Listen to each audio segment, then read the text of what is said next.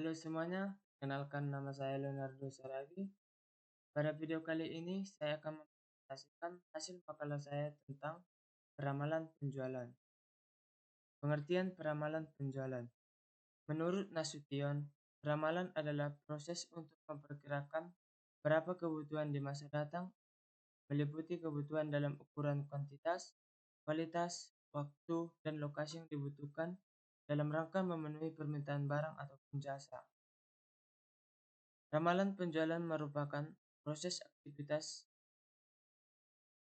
memperkirakan produk yang akan dijual di masa mendatang dalam keadaan tertentu, dibuat berdasarkan data-data yang pernah terjadi atau mungkin terjadi. Jadi, ramalan penjualan adalah satu teknik proyeksi tentang tingkat permintaan konsumen pada suatu periode tertentu dengan mempergunakan asumsi tertentu, yaitu segala sesuatunya berjalan seperti masa lalu. Metode ramalan penjualan. 1. Judgment method atau non-statistical method. Metode peramalan kualitatif, yaitu metode forecast penjualan yang didasarkan atas pendapat A. Pendapat salesman.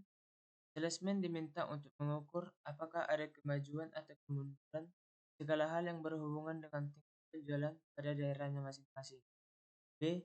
Pendapat sales manager.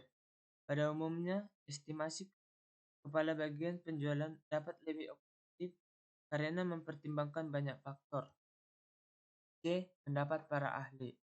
Kadang-kadang estimasi yang dilakukan oleh para salesman dari sales manager adalah ada pertentangannya, sehingga perusahaan perlu memperkerjakan para konsultan di dalam perusahaan. D. Survei konsumen. Dan jika pendapat dari ketiga bagian di atas sangat kurang, maka perusahaan perlu meminta pendapat dari konsumen dengan cara melakukan survei atau penelitian kepada konsumen. 2. Statistical method atau metode kuantitatif meliputi analisis tren yang terdiri dari A. Penerapan garis tren bebas.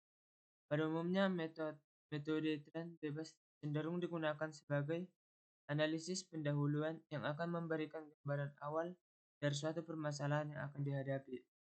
B. Penerapan garis tren dengan metode setengah rata-rata. Metode tren semi-average dapat digunakan untuk keperluan peramalan dengan membentuk suatu persamaan seperti analisis regresi. C. Penerapan garis tren secara matematis yang terbagi menjadi 1. Metode momen atau metode garis lurus. Metode tren momen merupakan metode analisis yang dapat digunakan untuk keperluan peramalan dengan membentuk persamaan Y sama dengan A tambah BX bagaimana telah diulas pada metode tren. 2. Metode kuadrat terkecil atau least square.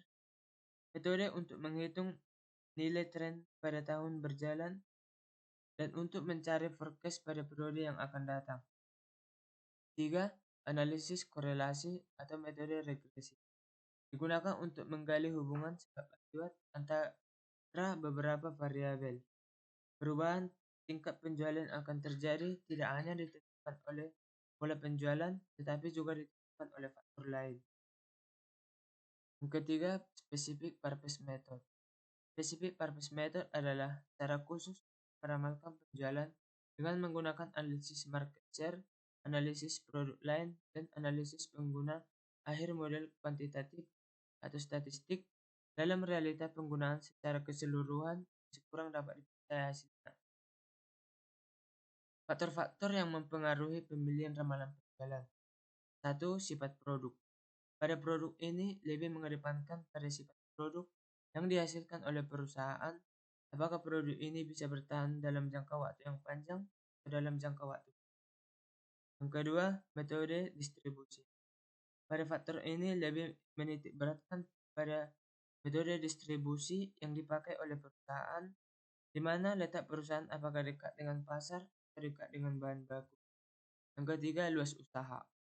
Pada faktor ini lebih melihat pada posisi satu perusahaan pada pasar, apakah perusahaan sebagai market leader, market challenger, market follower, atau market leader.